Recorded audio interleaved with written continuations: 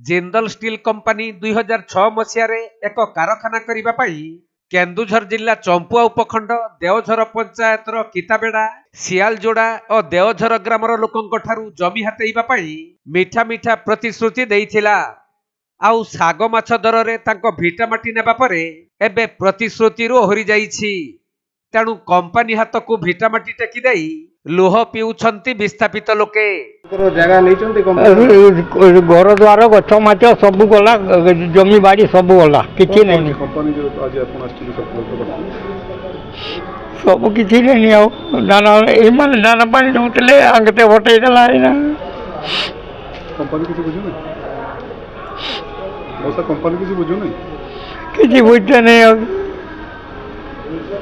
वर्तमान जिलापाल पाक आसते उपजिलापाल केटा कि जिलापाल के कोई पारे मैंने दाना पानी दउतले आमर दुई बुढ़ा बुढ़ी दुए जाक बंचीचु मरी नहीं केबे मरबो केबे नहीं जे मरी नहीं आउ एमने पुछुछन आमते।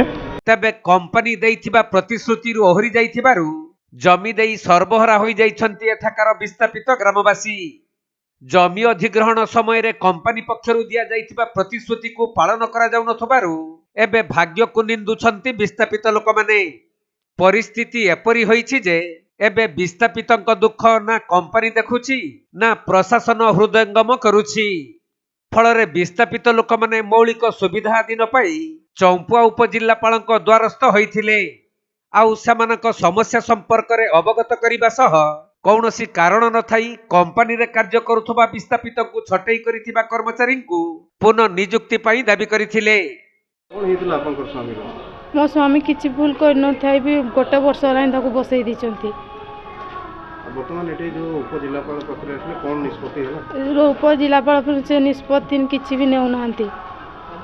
आशीष महांती कहते ऊपर ऑर्डर आ जाती किसी करहबनी मुझे आशीष महांती को 2-3 थर फोन करी तापर फोन रिसीव कर ना मुझे करें ऊपर ऑर्डर आसी मो नंबर को ब्लैक लिस्ट पकईदे। तो आपनकर जो जमी जगह जाइछे आज्ञा घर द्वार लेती माने तथापि आपन कथा सुनुनाते ना किछि सुनुना। तो वर्तमान कोन करबा पे चाहू मो स्ट्राइक करबी। तबे केवल छटई कर्मचारी को पुनः नियुक्ति नुह बरं विस्थापित बेकार युवक युवती मानकु कंपनी रे नियुक्ति सुजोग विस्थापित जमी जुगाई देबा असमानक पिलांकु उत्तम शिक्षा व्यवस्था करिबा सह स्वास्थ्य और कॉलोनी मौलिक सुविधा पाई दाबी करिसंती। एहीपरि 11 दफा दाबी नहीं चंपुआ उपजिल्लापालक दृष्टि आकर्षण करने सहित दाबी पूरण न कले कंपनी बाहर अनिर्दिष्ट काल पाई धारणा देबा और कंपनी गेट रे चाबी पकाइबार चेतावनी देबा परे चंपुआ उपजिल्लापालक कार्यालय रे कंपनी कर्तृपक्ष विस्थापितंकु नै उपजिल्लापालक उपस्थिति रे एक बैठकर आयोजन होइथिला।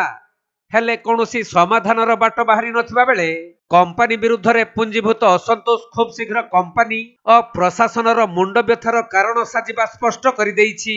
चरण नायक मु देवझर ग्राम पंचायत सरपंच।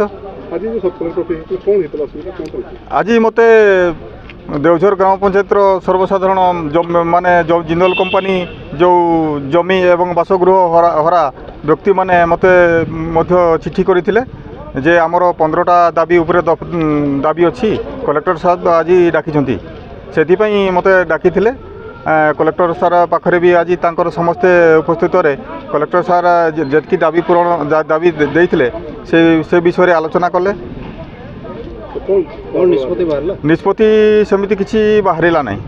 तो वर्तमान जेहेतु निष्पत्ति बाहरला ने कोन पदक्षेप नेबे पदक्षेप देखा आम जो जमी हरा बासगृह हरा से माने गोटे मीटिंग करेंगे मीटिंग करला परे तांकर कौन कौन करा जीवो से विषय रे समस्ते कहला परे जेकि सेटा कह जीवो।